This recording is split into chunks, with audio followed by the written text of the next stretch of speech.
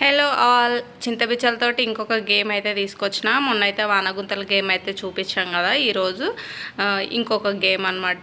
దీనికైతే చింతపిచ్చలు ఎక్కువ కావాలి. ఎలా ఆడాలో చూపిస్తాను. రెడీనా తన్వి? రెడీ. స్టార్ట్.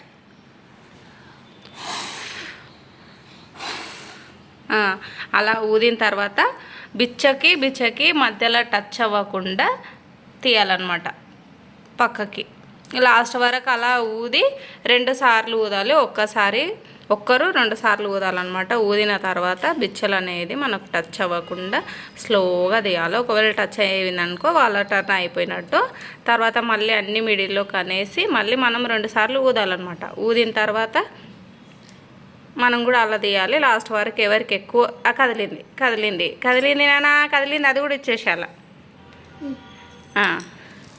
ఎవరికి ఎక్కువ బిచ్చలు వస్తే వాళ్ళు విన్ అయినట్టు. ఇది చిన్నపిల్లలకి చాలా ఎంగేజ్ చేయడానికి చాలా బాగుంటుంది.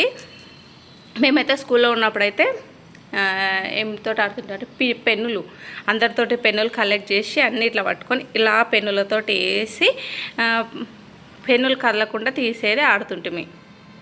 ఇప్పుడు నా టర్న్. నేను ఫస్ట్ ఊదుతా. చూడండి, నేను ఇప్పుడు ఊదుతున్నా. ఇది ఎంత వచ్చినాయి? ఇన్ని వచ్చినాయి. ఇప్పుడు వీటన్నిటిని ఒకదానికొకటి తగలకుండా అన్ని పక్కకు వేయాలి. ఇట్లా ఇట్లా ఇట్లా. వేరే దానికి కదలలేదు, వేరే బిచ్చ కదలలేదు కదా నాన్న. 2 ఒక దగ్గర ఉండి కదలలేదు. ఇప్పుడు ఇది ఇలా ఉందా, ఇట్లా అయితే ఏం కాదు.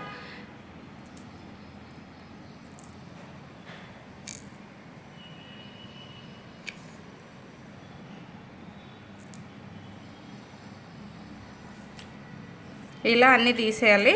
ఇదే గేమ్ అన్నమాట. లాస్ట్ వరకు ఊదాలి, ఆడాలి. ఇంకా ఎవరు ఎక్కువ బిచ్చలు కలెక్ట్ చేస్తే వాళ్ళు విన్ అయినట్లు అనమాట.